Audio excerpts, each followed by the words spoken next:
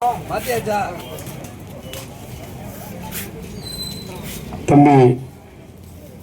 ஆகாஷ் அவர்களுக்கான நீதி கேட்டு 57 நாட்களாக இந்த மானாமதுரை பகுதியில் வாழ்கின்ற எனதருமை நீதிக்கான நீதி கோரல் இந்த போராட்டத்தில் பங்கெடுத்துக் கொண்டிருக்கின்ற தாய்மார்களே, முற்போக்கு இயக்கங்களை சார்ந்த நண்பர்களே, தோழர்களே, என்னோடு வருகின்றிருக்கின்ற தமிழக வாழ்வுரிமை கட்சியின் தென்மண்டல பொறுப்பாளர்கள் அருமை சகோதரர் ஜெரோன், முருகானந்தம், ராஜ்குமார் உள்ளிட்ட கட்சியின் பல்வேறு மாவட்ட செயலாளர்கள், மாநில நிர்வாகிகள், வேட்பாளர்கள், அதுபோன்று வருகை தந்து கண்டன உரை ஆற்றியிருக்கின்ற தோழர் செந்தில் மல்லர் அவர்கள், இதை ஒருங்கிணைத்திருக்கிற தோழர் லெனின் அவர்கள், தமிழ்மாறன் அவர்கள், திரு பூமிநாதன் அவர்கள், இப்படி இன்னும் மணிகண்டன், புதுக்கோட்டை மணி, பல தோழர்கள் வருகின்றிருக்கிறார்கள். எனதருமை பத்திரிகை ஊடக நண்பர்கள், தமிழ் சமூகத்தின் ஒவ்வொரு உயிரும் உன்னதமானது, மிக முக்கியமானது. அது எந்த சூழலிலும் அரச பயங்கரவாதத்தால் பழிவாகக்கூடாது என்று எண்ணுவோம். நான் அதுவும் அரசு பயங்கரவாதத்தால் நம்மை காக்க வேண்டிய காவல்துறை, பொறுப்பான காவல்துறை விசாரணை என்ற பெயரில் அடுக்கடுக்கான பொய் வழக்குகளை புனைந்து ஒரு பட்டதாரி இளைஞரை ஒரு குற்றச்சாட்டுக்கு உள்ளாக்கி மேலும் திரும்ப பொய் வழக்குகளை புனைந்து சித்திரவதைக்கு உள்ளாக்குவது, காவல் நிலையத்திலே வைத்து அடித்துக் கொள்வது, துப்பாக்கியால் சுட்டுக் கொள்வது, பெண்களை பாலியல் வல்லுறவுக்கு உட்படுத்துவது, இது போன்ற குற்றங்களை ஒரு காலத்திலும் மன்னிக்க கூடாது, அவர்களுக்குரிய தண்டனை பெற்றுத்தர வேண்டும் என்கிற கொள்கையோடு கடந்த 40 ஆண்டு காலமாக பொது வாழ்வில் இது போன்ற தவறு செய்த காவல்துறை அதிகாரிகளுக்கு உரிய தண்டனையை பெற்றுத்தருவதில் நான் முதன்மையானவனாக நின்று போராடி அதை செய்திருக்கிறேன்.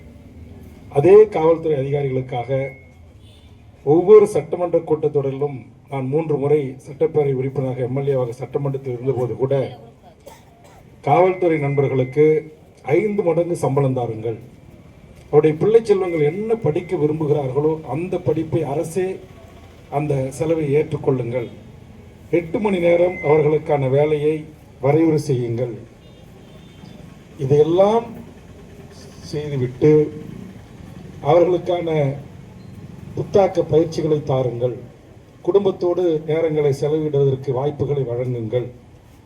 இதையெல்லாம் செய்துவிட்டு எவன் ஒருவன் மனிதனாக இருக்கிற காவல்துறையை சேர்ந்தவன் மிருகமாக மாறுகிறானோ, பெண்களை பாலியல் இச்சைக்கு உட்படுத்துகிறானோ, இதுபோன்று காட்டுமிராண்டித்தனமாக விசாரணைக்கு என்று அழைத்து சென்று அடித்து கொலை செய்கிறார்களோ, மனிதநேய மற்ற முறையில், ஈவு இரக்கமற்ற முறையில் கொலை செய்கிறார்களோ, அது சந்தர்ப்ப சாட்சியங்கள் உறுதி செய்யப்பட்டவுடன் அவர்களை உடனடியாக டிஸ்மிஸ் செய்து அவர்களை நீதியின் முன் நிறுத்தி மற்ற வழக்குகளில் சாதாரண பொதுமக்களுக்கு எப்படி நீதிமன்றங்கள் உரிய தண்டனைகள் வழங்குகிறதோ அதுபோன்ற உச்சபட்ச தண்டனை வழங்க வேண்டும் என்று கடந்த 2001ஆம் ஆண்டிலிருந்து இந்த நிறைவு சட்டமன்ற கூட்டத்தொடர் வரை 15 ஆண்டு காலம் இந்த தமிழக சட்டமன்றத்தில் சுமார் 3-4 முதலமைச்சர்களிடத்தில் தொடர்ந்து நான் வலியுறுத்தி வருகிறேன்.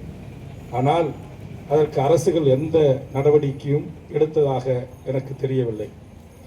ஆதலால் நான் பல வழக்குகளை நேரடியாக நடத்தி அரசு செய்ய வேண்டிய வேலைகளை நான் செய்திருக்கிறேன்.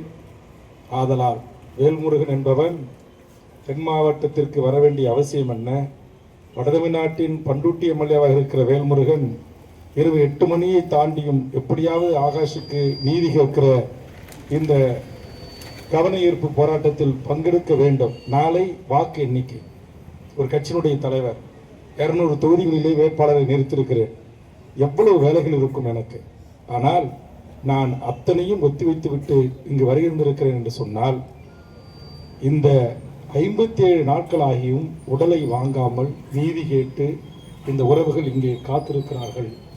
எங்களை ஆளுகின்ற இந்த இந்திய பெருநிலத்தில் வாழ்கின்ற இந்த நாட்டின் குடிமக்கள் ஆகிய நாங்கள், இந்த நாட்டின் அரசாங்கத்தின் கீழ் இருக்கிற நாங்கள், இந்த நாட்டுடைய அரசாங்கம் இதுவரையிலும் இந்த பாதிக்கப்பட்ட நம்முடைய ஆகாஷனுடைய தந்தையோ தாயையோ உறவுகளையோ போராட்ட குழுவை அழைத்து இது கொலைதான், நீதிமன்றம் உத்தரவிட்டிருக்கிறது, நீங்கள் 16 பேரை சொல்லுகிறீர்கள், நாங்கள் 10 பேரை பிடித்து விட்டோம், கொலை வழக்கில் சிறைபிடித்து விட்டோம், இன்னும் 6 பேரை தேடிக்கொண்டிருக்கிறோம், அவர்கள் காவல்துறை தான், இருந்தாலும் கருங்காலிகளாக மாறி எங்கே ஓடி ஒளிந்து விட்டார்கள், அவர்களையும் நாங்கள் பிடித்து விடுவோம் என்று சொன்னால், அது காக்கி சட்டை போட்ட இந்த மாவட்டத்தினுடைய காவல் கண்காணிப்பாளருக்கும், இந்த சராகத்தினுடைய டிஐஜி அவர்களுக்கும், இந்த வடக்கு மண்டலத்தில் இந்த தென் மண்டலத்தினுடைய ஐஜி அவர்களுக்கும் ஒரு நேர்மையான அறம் சார்ந்த காவல்துறை அதிகாரி என்று நாங்கள் ஏற்றுக்கொள்ளலாம்.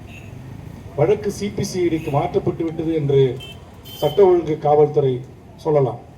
அப்போ சிபிசிஐடிக்கு என்று இந்த மாவட்டத்தில் ஒரு டிஎஸ்பி இருப்பார், மதுரையிலே இதற்கென்று ஒரு எஸ்பி லெவல் அதிகாரி இருப்பார், சென்னையில் இதற்கென்று டிஐஜி இருக்கிறார்கள், ஐஜிகள் இருக்கிறார்கள், ஏடிஜிபி இருக்கிறார்கள், டிஜிபி இருக்கிறார்கள். தேர்தலுக்கு இதற்கும் சம்பந்தம் இல்லை. கொலை நடந்திருக்கிறது, அதற்கு நீதிமன்றம் அவர்கள் கொலை வழக்கு பதிவு செய்து அவர்கள் சட்டத்தின் முன் நிறுத்தப்பட வேண்டும் என்று உத்தரவிட்டிருக்கிறது. ஆனால் சட்டத்திற்கு அப்பாற்பட்டவர்களாக இந்த ஆகாஷை கொலை செய்த காவலர்கள் இருக்கிறார்கள் என்று சொன்னால் இது ஒரு காலத்திலும் ஏற்றுக்கொள்ள முடியாது என்பதை நான் இங்கு பதிவு செய்வதோடு மட்டுமல்ல, எனது அருமை உறவுகளே, ஆகாஷை பெற்று வளர்த்து ஆளாக்கிய தாய் தந்தைக்கும் போராட்ட குழுவுக்கு ஒரு செய்தியை சொல்லுகிறேன். இதுவரையில் தமிழ்நாட்டு வரலாற்றில் நான் இது போன்ற பிரச்சனைகளை கையில் எடுக்கின்ற வரையில் காவலர்கள், உதவி ஆய்வாளர்கள் ஆய்விலே தான் தண்டனை கிடைத்திருக்கிறது. வேல்முருகன் ஆகிய நான் எங்கள் பகுதியில் செல்வம் என்ற எங்கள் ஊரைச் சேர்ந்த ஒரு இளைஞரை குள்ளஞ்சாவடி காவல் நிலையத்தில் இப்படிதான் அழைத்து சென்று விசாரணைக்கு என்று அடித்து கொண்டு விட்டார்கள். அந்த உடலை கொண்டு வந்து எங்கள் வீட்டிலே புதைத்து வைத்து நாங்கள் சென்னை உயர்நீதிமன்றம் உச்சநீதிமன்றம் வரையில் சென்று திரும்பவும் அதை ரீபோஸ்ட்மார்ட்டம் செய்யப்பட்டு, அதே போன்று விருப்பலிங்கம் என்று குள்ளஞ்சாவடி அவர்கள் சமுட்டிக்குப்பம் கிராமத்தைச் சேர்ந்த ஒருவர், ஒரு காவல் ஆய்வாளர், அவர் காவல் நிலையத்தில் நடக்கிற லஞ்சம், ஊழல், சாதி ரீதியான பாகுபாடுகள் இதை தட்டி கேட்டார் என்பதற்காக அவரை அப்படி பக்கத்திலே இருந்து சுட்டு படுகொலை செய்தார்கள். இந்த 2 சம்பவத்திற்கும் காரணமான அந்த ஆய்வாளர் பிற்காலத்தில் வீரப்பன் தேடுதல் வழக்கில் மாவட்ட காவல்துறை கண்காணிப்பாளராக எஸ்பியாக பணியில் இருந்தார். அந்த வழக்கை நான் நடத்தி இந்தியாவிலே மணிகண்டன் போன்றவர்களுக்கு தெரிய வாய்ப்பு இருக்கிறது. இந்தியாவிலேயே முதல் முறை பணியில் இருந்த ஒரு எஸ்பிக்கு ஆயுள் தண்டனையை வாங்கி தந்தவன் தான் இந்த வேல்முருகன். அந்த வேல்முருகன் தான் என் இரத்த உறவான ஆகாஷுக்காக நான் இங்கே 450-500 கிலோமீட்டர் பயணம் செய்து இங்கு வருகிறேன். நேர்மையான கண்ணியமான சிபிசிஐடி காவல்துறை உயரதிகாரிகளை கேட்கிறேன், நாளை தேர்தலில் யார் இந்த நாட்டின் ஆட்சி அதிகாரத்திற்கு வருவார்கள் வரமாட்டார்கள் என்பதையெல்லாம் மக்கள் வாக்களித்திருக்கிறார்கள். இந்த நேரம் அதற்கான செய்திகள் வெளிவரும். காவல்துறை அதிகாரிகளான நீங்கள் குற்றம் இழைத்தவர்களை கண்டுபிடிப்பதற்கு நீங்கள் யாருடைய உத்தரவுக்கும் காத்திருக்க வேண்டிய அவசியம் இல்லை. உங்களுக்கு உத்தரவிடுகிறது உயர்நீதிமன்றங்கள். அந்த நீதிமன்றங்கள் உரிய உத்தரவுகளை பிறப்பித்திருக்கிறது. அப்படி இருக்கின்ற போது ஏன் இதுவரையில் கைது செய்யவில்லை? இந்த தென் மாவட்டத்தினுடைய காவல்துறையே கொஞ்சம் வித்தியாசமாகத்தான் இருக்கிறது. தூத்துக்குடி ஸ்டெர்லைட் வழக்கில் பல தலைவர்கள் வந்தார்கள், பல நடிகர்கள் வந்தார்கள். பாதிக்கப்பட்ட செத்து போன எங்கள் தாய்களோடு நான் துக்கத்தை பகிர்ந்து கொள்வதற்கு வந்தேன். விமான நிலையத்திலிருந்து இறங்கியவுடன் தென் மாவட்ட ஐஜி, தென் மாவட்ட டிஐஜி, எஸ்பி என்னை மட்டும் கைது செய்து அந்த வழக்கிலே சிறையில் அடைத்தார்கள். நான் சிறையில் சென்று கூட ஸ்டெர்லைட்டை மூடுகின்ற வரையில் மாவீரன் திலீபன் வழியில் ஒரு சொட்டு தண்ணீரும் அருந்த மாட்டேன் என்று உண்ணாவிரதத்தை மேற்கொண்டேன். வைகோ 2 முறை ஓடோடி வந்து என் உண்ணாவிரதத்தை முடித்து வைத்தார். என்னுடைய கிட்னி பாதிக்கப்பட்டு நான் ஸ்டாலின் மருத்துவமனையில் அனுமதிக்கப்பட்டேன். அது வேறு விஷயம். சரி, அதில் பச்சை படுகொலை செய்தார்கள். இயந்திர துப்பாக்கிகளை கொண்டு அப்பாவி மக்களை சுட்டு படுகொலை செய்தார்கள். ஒரு பெண் ஸ்லோனி என்ற பெண்ணை வாயில் வைத்து பக்கத்தில் வைத்து இயந்திர துப்பாக்கியால் சுட்டுக் கொண்டார்கள். மூளை செதறி செத்து போனது. நான் சட்டமன்றத்தில் இந்த நாட்டுடைய முதலமைச்சரை பார்த்து கேட்டேன், அவர்களுக்கு பதவி உயர்வு தந்திருக்கிறீர்களே நியாயமா? இன்னும் அந்த மாவட்ட ஆட்சித்தலைவர் அதிகாரியாக பதவி உயர்வு பெற்றிருக்கிறார், ஏன் அந்த மாவட்ட ஆட்சித்தலைவர் கைது செய்யப்படவில்லை? ஏன் அந்த மாவட்ட காவல்துறை கண்காணிப்பாளர் கைது செய்யப்படவில்லை? ஏன் அந்த சராகத்தினுடைய டிஐஜி கைது செய்யப்படவில்லை? ஏன் அந்த மதுரை மண்டலத்தினுடைய ஐஜி சட்டத்தின் முன் நிறுத்தப்படவில்லை என்று கேட்டேன். ஆனால் இன்றைக்கு அனைவருக்கும் பதவி உயர்வுகள் வழங்கப்பட்டு அவர்கள் இருந்த நிலையை விட பல மடங்கு பதவி உயர்வு பெற்றிருக்கிறார்கள். இதுதான் திமுக அரசும் எனக்குமான பல முரண்களில் அது ஒரு முரண். எத்தனையோ 234 எம்எல்ஏக்கள் இருந்தார்கள். யாரும் எஸ்பியை பயிற்சி கொள்ள தயாராக இல்லை. கலெக்டரை ஏன் கைது செய்யவில்லை என்று கேட்க தயாராக இல்லை தமிழக சட்டமன்றத்தில். அப்போது உத்தரவிட்ட உள்துறை செயலாளர் யார்? ஏன் அவர் இன்னும் அந்த பதவியில் நீடித்துக் கொண்டிருக்கிறார் என்று கேள்வி எழுப்பினேன். அன்றைக்கு இருந்த சட்ட ஒழுங்கு ஏடிஜிபி டிஜிபி மீது என்ன நடவடிக்கை என்று கேட்டேன். ஆனால் இன்று வரையில் பதில் இல்லை. அப்படி இதிலையும் இந்த அரசு கள்ள மௌனம் காத்திருக்கிறது. காபந்து அரசாக இருந்தாலும் கூட நாட்டுடைய முதலமைச்சர் காபந்து முதலமைச்சர் என்ற அடிப்படையில், காவல்துறைக்கு பொறுப்பானவர் என்கிற அடிப்படையில் சிபிசிஐடி டிஜிபிக்கு ஒரு உத்தரவுகளை பிறப்பித்து உயர்நீதிமன்றம் உத்தரவிட்டிருக்கிறது. குற்றவாளிகள் அத்தனை பேரையும் கைது செய்யுங்கள் என்று சொல்லியிருக்கலாம்.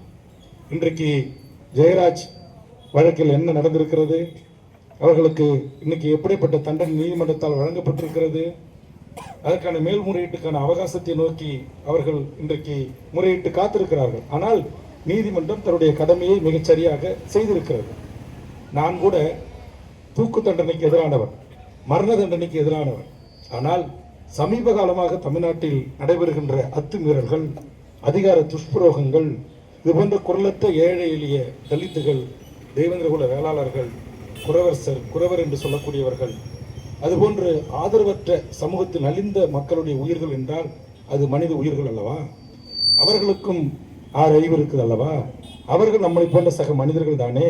ஆக அந்த உயிர்கள் செத்தால் ஏளனமாக இருப்பது, உயர் சாதியினர் செத்தால் ஒரு விதமான நடவடிக்கை. முதலமைச்சர் ஓடி வருவார், துணை முதலமைச்சர் வருவார்கள், அமைச்சர்கள் வருவார்கள், தமிழ்நாட்டுக்கு அத்தனை அரசியல் கட்சிகளும் போட்டி போட்டுக்கொண்டு அந்த குடும்பத்திற்கு தொகையை அறிவிப்பார்கள், அள்ளி கொடுப்பார்கள். ஆனால் இதுவரையில் ஆகாஷ் குடும்பத்திற்கு எவரும் கிள்ளி கூட கொடுக்கவில்லை என்று நான் கேள்விப்பட்டேன்.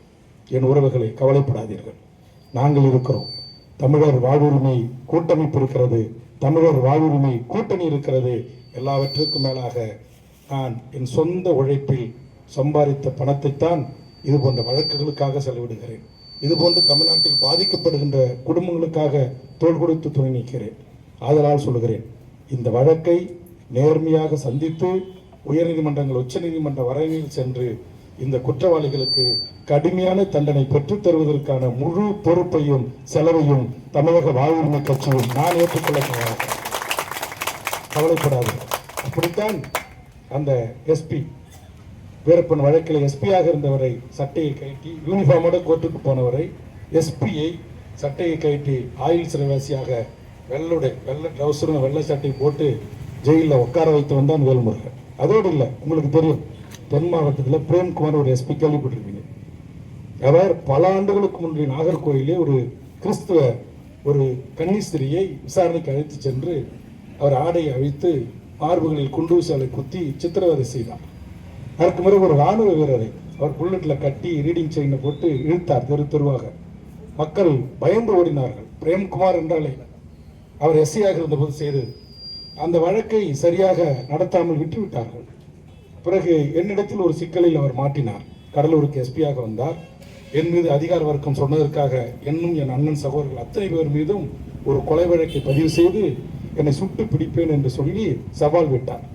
நான் பெண்கள் இருக்கிறார்கள், சொல்லக்கூடாது, ஒரு வார்த்தையை சொல்லி நீ அங்குதான் சுட்டி பிடிக்க வேண்டும் என்று சொல்லிவிட்டு கோபத்தில் நான் உயர்நீதிமன்றம் உச்ச நீதிமன்றம் வரை சென்று போராடி நான் அந்த வழக்கிலிருந்து விடுதலையானன். பின்னாடி அந்த கதை எதற்காக இதை சொல்லுகிறேன் என்று சொன்னார், எங்கேயோ ஒரு என் கன்னிஸ்திரி, எங்கேயோ இந்த மூலையில் ஒரு இராணுவ வீரன் பாதிக்கப்பட்ட வழக்கை நானே எடுத்து டெல்லிக்கு சென்று 3 மாநிலத்தினுடைய தலைமை நீதிபதிகள், ஒருவர் பெயர் கங்குலி, குஜராத்தினுடைய சீஃப் ஜஸ்டிஸ் ஓய்வு, சுப்ரீம் கோர்ட்டில் ப்ராக்டிஸ் பண்ணுறார். இன்னொருத்தர் MN ராவ், ஆந்திர மாநிலத்தினுடைய லா செக்ரட்டரியாக இருந்து அந்த மாநிலத்தினுடைய சீஃப் ஜஸ்டிஸாக இருந்து ஓய்வு பெற்று டெல்லியில் அவர் சீனியர் கவுன்சிலாக பணி செய்கிறார். இன்னொருவர் பிரசாந்த். 3 சீனியர் கவுன்சில்களை ஏற்பாடு செய்து 25-30 ஆண்டுகளுக்கு முன்பு நடந்த வழக்கை தூசு தட்டி எடுத்து அந்த வழக்கில் பல உத்தரவுகளை பெற்று அதற்கு பிறகு அதை குறித்து தமிழக சட்டமன்றத்தில் நானே அதற்கு கேள்வி எழுப்பி அந்த நாட்டு முதலமைச்சராக இருந்த கலைஞர் அவர் வேல்முருகன் சொல்லுகின்ற கூற்றை தமிழ்நாடு அரசு விசாரிக்கும் என்கிற ஒரு உறுதிமொழியை வாங்கி அதற்கு பிறகு அந்த உறுதிமொழி குழுவுடைய தலைவராக நானே பொறுப்பேற்று நாட்டுடைய டிஜிபியும் ஹோம் செக்ரட்டரியும் வரவைத்து 24 மணி நேரத்தில் உயர்நீதிமன்ற உச்சநீதிமன்ற தீர்ப்புகள் இருக்கிறது. அந்த பிரேம்குமார் டிஸ்மிஸ் செய்யப்படவில்லை என்றால் நான் டிஜிபியின் மீதும் உள்துறை செயலாளர் மீதும் எனக்கு இருக்கிற அதிகாரத்தை பயன்படுத்தி உங்கள் மீது ஒழுங்கு நடவடிக்கை எடுப்பதற்கு அரசுக்கு உத்தரவிடுவேன் என்று சொல்லி இந்திய வரலாற்றில் பணியில் இருந்த பிரேம்குமார் என்கிற ஒரு எஸ்பியை டிஸ்மிஸ் செய்தவன் தான் வேல்முருகன். இது இந்த நாட்டுடைய தற்போதைய உளவுத்துறை தலைவர், டிஜிபி, ஏடிஜிபி, இங்கே இருக்கிற காவல்துறை உயரதிகாரிகள் அனைவருக்கும் தெரியும். அதற்காக சொல்லுகிறேன், ஏதோ என் கூட ஒரு 5000 பேர் வராமல் இருக்கலாம், 10,000 பேர் நான் வரேன்னு இங்கே தேவேந்திரகுல மக்கள் திரளாமல் இருக்கலாம். அதை பற்றி எனக்கு வருத்தம் இல்லை. இங்கே இப்போதெல்லாம் இங்கே உட்கார்ந்திருக்கிற சின்ன சின்ன இயக்கங்கள் போராளிகளுக்கு மதிப்பில்லை. இப்போது காலம் வேறு மாதிரியாக இருக்கிறது.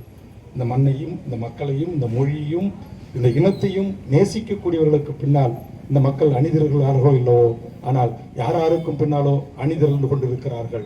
அவர்களை இந்த நாட்டுடைய அரியணையில் ஏற்ற வேண்டும் என்பதற்காக துடித்துக் கொண்டிருக்கிறார்கள். அதற்காக தங்கள் இன்னுயிரை கூட நாங்கள் தருவதற்கு தயாராக இருக்கிறோம் என்கிற ஒரு தலைமுறை உருவாகி இருக்கிறது என்பதற்காக நானோ, செந்தில் மலரோ, மணிகண்டனோ, தோழர் தமிழ்மாறனோ, இங்கே எழிலரசோ, தம்பி முருகானந்தனோ, ஜெரவன்குமாரோ, இன்னும் இதை ஒருங்கிணைத்திருக்கிற லெனினோ நாங்கள் போய் சோர்ந்து போய் வீட்டிலே படுத்துக்கொள்ள மாட்டோம். இங்கே கூட என்னோடு வந்திருக்கக்கூடியவர்கள் இந்த தென் மாவட்டங்களில் எத்தனை சாதிகள் இருக்கிறதோ அத்தனை சாதியினுடைய பிரதிநிதிகளும் என்னோடு வருகின்றிருக்கிறார்கள். தம்பி ஆகாஷ் பிறந்தது தேவேந்திரகுல வேளாளர் சமூகமாக இருக்கலாம், ஆனால் ஒட்டுமொத்த தமிழ் சமூகமும் அவருக்கும் பின்னால், அவனுடைய தாய்க்கும் பின்னால், அவருடைய தந்தைக்கும் பின்னால் அணிதிரட்டுகிற பொறுப்பையும் நான் எடுத்துக்கொண்டிருக்கிறேன். இங்கே அமர்ந்திருக்கிற ராஜகுமார் ஒரு முக்குளத்தூர் சமூகத்தை சேர்ந்தவர் தான், பூமிநாதன் ஒரு யாதவ சமூகத்தை சேர்ந்தவர் தான், இங்கே இருக்கிற எழிலரசு ஒரு நாயுடு சமூகத்தை சேர்ந்தவர் தான்.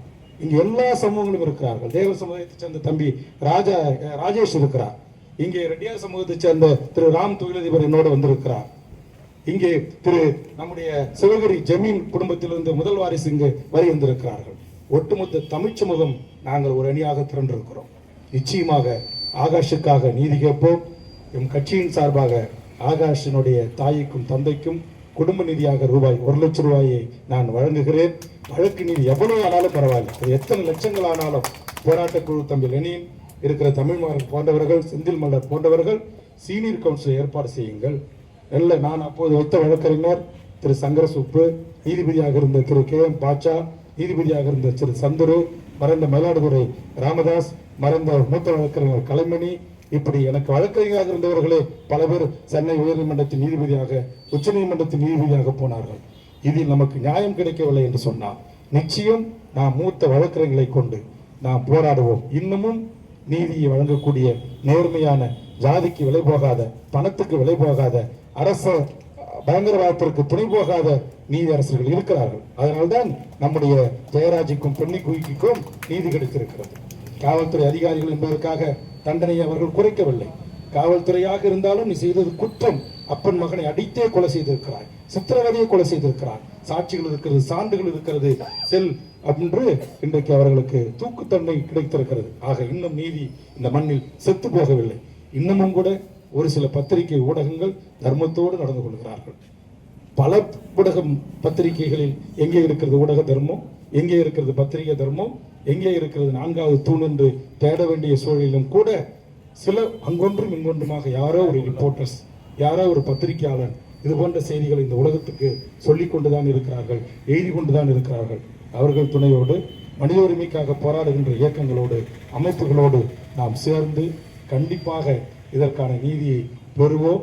நீங்கள் அவர்களை என்ன வழக்குன்னு கேட்டேன். எப்பயோ ஒரு வழக்கு, ஒரு புட்டப் கேஸ், ஒரு கஞ்சா கேஸ் போட்டிருக்காங்க. அதுக்கு பிறகு அவர் என்ன ராபரி பண்ணாரா, வழிபறி பண்ணாரா, திருடனாரா, கொலை கேங்ஸ்டாரா இருந்தாரா, என்ன பண்ணாரு? சின்ன பசங்க எல்லாரும் எல்லா சமூகத்தில் பிறந்தவனும் ஒரு கத்தியை வச்சுக்கிட்டு அறுவலை வச்சுக்கிட்டு பணம் போட்டிருக்கிறான். ஆனால் அவரை எந்தாவது யாரையாச்சும் போய் கூலிப்படைக்கு பணத்தை வாங்கிட்டு கொலை செஞ்ச அந்த கேங் லீடராக இருந்திருக்கிறாரா? ஒரே ஒரு குற்றச்சாட்டு சொல்கிறாங்க, அவர் அறுவலை வச்சு பணம் போட்டிருக்கிறான். அதை தாண்டி என்ன குற்றம்? மீதி நீங்கள் வழக்கு போட்ட 2 வழக்கு புட்டப்பு வழக்கு. எனக்கு தெரியும் எத்தனை குடும்பங்கள் பொய் வழக்கால் பாதிக்கப்படுகின்றன.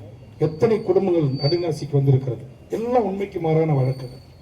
என் மீதே கொலை வழக்கு போட்டாங்க. நான் ஒரு எம்எல்ஏ, மணல் குவாரிக்கு எதிராக போராடி, லாட்டரிக்கு எதிராக போராடி 30 ஆண்டு காலமாக 35 ஆண்டு காலமாக எனக்கு சென்னை உயர்நீதிமன்றத்தால் 24 மணி நேரம் ஆயுதம் தாங்கிய காவலர் என் கூட இருக்கிறார்.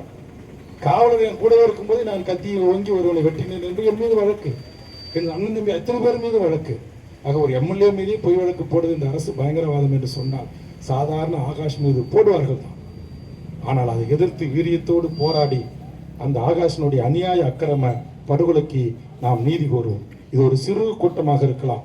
இன்னும் இந்த நாட்டில் இந்த மக்களுக்காக, குரலற்ற மக்களுக்காக போராடுகின்ற எத்தனையோ கம்யூனிஸ்ட் இயக்கங்கள் இருக்கிறது, இடதுசாரி அமைப்புகள் இருக்கிறது, மனித உரிமை ஹென்றி டிபன் போன்ற மனித உரிமை அமைப்புகள் இருக்கிறது.